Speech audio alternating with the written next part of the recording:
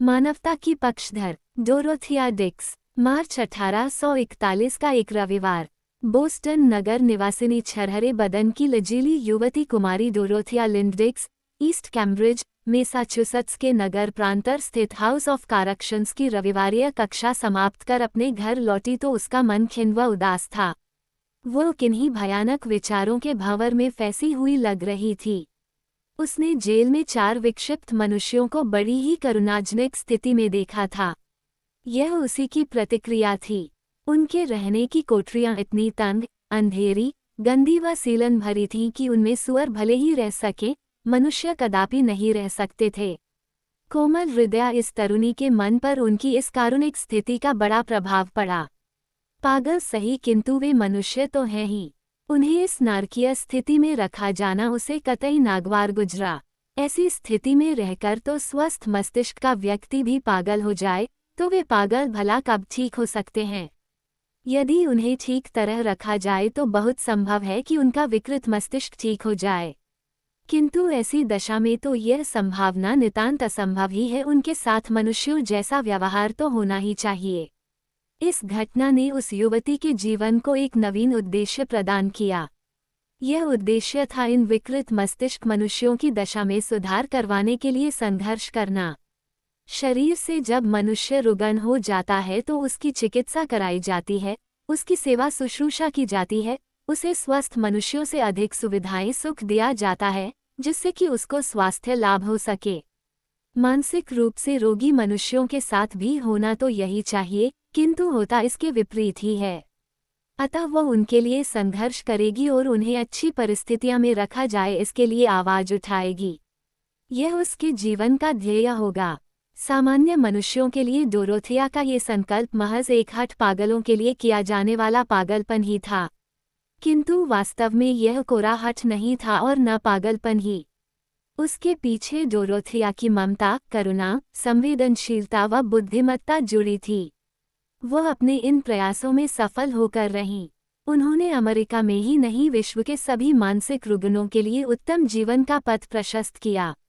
इस संबंध में उन्होंने अधिक जानकारी पाने का प्रयास किया तो उन्हें ये ज्ञात हुआ कि ईस्ट कैम्ब्रिज में विकृत मस्तिष्क लोगों को जिन नारकीय परिस्थितियों में रखा जाता है उसी से लोग संतुष्ट हैं। इन्हें खतरनाक जानवरों की तरह जंजीरों में जकड़ कर रखना तथा काल कोठरियों में बंद कर देना ही उपयुक्त समझा जाता है। यही नहीं, इन पागलखानों के प्रबंधक दर्शकों से फीस लेकर उन्हें इन बेचारों की दीनता व विडंबना से पार्श्विक रस लेने की सुविधाएं भी देते थे। लोग इन भाग्य के मारों की बड़बड़ाहट सुनने व उन पर कंकड़ पत्थर व लकड़ियां फेंककर उन्हें परेशान करने में प्रसन्नता का अनुभव भी करते थे। 1 शताब्दी पहले विकृत मस्तिष्क के मनुष्यों के रोगोपचार की यही स्थिति थी। इन लोगों को इस विभीषिका से मुक्त कराने के लिए किसी देवदूत के अवतरण की आवश्यकता थी। ये देवदूत और कोई नहीं, कुमारी डोरोथिया ही थी, जिन्होंने 40 वर्षों तक इनकी स्थिति सुधारने के लिए कठोर श्रम किया। उन्होंने विक्षिप्त गृहों से संबंधित उच्चाधिकारियों का ध्यान अपने पत्रों व व्यक्तिगत वार्तालाप द्वारा आकर्षित किया। उनके इस प्रयास को अधिकारियों ने स्त्री प्रकृति के विपरीत ही बताया। उन्होंने थोड़ी सी स्नान शौच आदि की व्यवस्थाएं जुटाने के अतिरिक्त और कुछ नहीं किया। इस आंशिक सफलता को दूसरे शब्दों में असफलता भी कहा जा सकता है, किंतु कुमारी डोरोथिया इस असफलता से निराश नहीं हुई। उन्होंने 2 वर्ष तक ईस्ट कैम्ब्रिज के विक्षिप्त गृहों के संबंध में पर्याप्त जानकारी संचित की व अनुसंधान किया। इसके अनंतर उन्होंने उक्त विषय के एक विनम्र निवेदन जनता व उच्चाधिकारियों की सेवा में भेजा। ये निवेदन विक्षिप्त गृहों का कारुणिक कच्चा चिट्ठा था। उसमें स्थान, व्यक्ति व समय का पूरा उल्लेख किया गया था। इन विक्षिप्त गृहों में महिलाएं भी थीं। बोस्टन नगर के पागलखाने की एक स्त्री बंदिनी का बड़ा ही मर्मस्पर्शी कारुणिक चित्र उन्होंने खींचा था। इसी प्रकार न्यूटन नगर की एक विक्षिप्त महिला को जंजीरों से जकड़कर प्रसाधन गृह जैसे छोटे से गंदे कमरे में डाल रखने का भी उल्लेख था। ऐसे कई वर्णन उसमें भरे पड़े थे। उनका ये प्रयास असफल नहीं गया। विधान बनाने वाली सत्ता ने उनकी इन तथ्यपूर्ण बातों को ध्यान से पढ़ा और उन पर विचार किया। फलतः मैसाचुसेट्स विधान सभा ने तत्काल वर्सेस्टर चिकित्सालय में 200 विकृत मस्तिष्क मनुष्यों के लिए अच्छे कमरों की व्यवस्था की।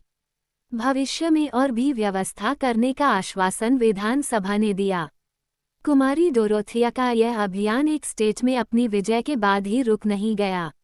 अब तो उन्हें जनता से अभिजात्य वर्ग से धन व समर्थन का सहयोग भी मिलने लगा था। इस संघर्ष के दौरान अब्राहम सीमेन नामक विक्षिप्त का नाम सारे अमेरिका में जाना जाने लगा, क्योंकि उसकी दुर्दशा को लेकर अमेरिका के समाचार पत्रों में बहुत कुछ छपा था। ये सब कुमारी डोरोथिया का ही काम था। रिहोड द्वीप के बाद न्यू जर्सी व पेंसिल्वानिया का नंबर आया। 20 वर्ष तक वे अमेरिका के एक कोने से दूसरे कोने तक इसी उद्देश्य से भ्रमण करती रहीं। कभी उन्हें घोड़ा गाड़ी में सफ़र करना पड़ता तो कभी वाष्प नौक से, कभी घोड़े की सवारी करनी पड़ती थी तो कभी पैदल भी चलना पड़ता था। उन्होंने इन वर्षों में कोई 10,000 मील की यात्रा की। 18 स्टेट्स में वे गईं तथा 300 जेलों व 500 विक्षिप्त गृहों का निरीक्षण किया। इनके अतिरिक्त शताधिक चिकित्सालयों तथा शरणार्थी शिविरों में भी वे गईं, जहां विक्षिप्तों को रखा जाता था। इन यात्राओं के दौरान कई बार उनके प्राण संकट में पड़े, कई बार दुर्घटना होते होते बची। एक बार तो वे डाकुओं के फंदे में पड़ गईं। डाकुओं में से एक व्यक्ति उन्हें जानता था। उसने इस परमार्थपरायण महिला को सविनय मुक्त कर दिया। उनका साहस व मनुष्यत्व के प्रति सहज विश्वास अटूट था।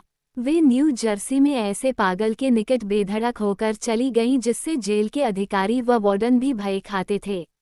उन्होंने उन्हें सचेत भी किया था, ऐसे खूंखार पागल के पास मत जाइए।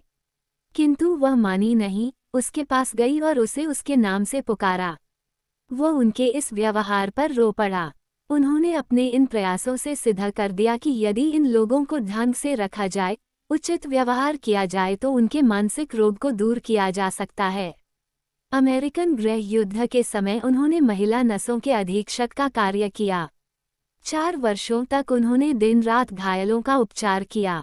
युद्ध समाप्ति पर पुनः वे अपने पहले वाले काम में जुट गईं तथा मृत्यु पर्यंत उस व्रत को निभाती रहीं जिसे उन्होंने यौवन के उषाकाल में लिया था। 80 वर्ष की आयु में उनका देहांत हुआ।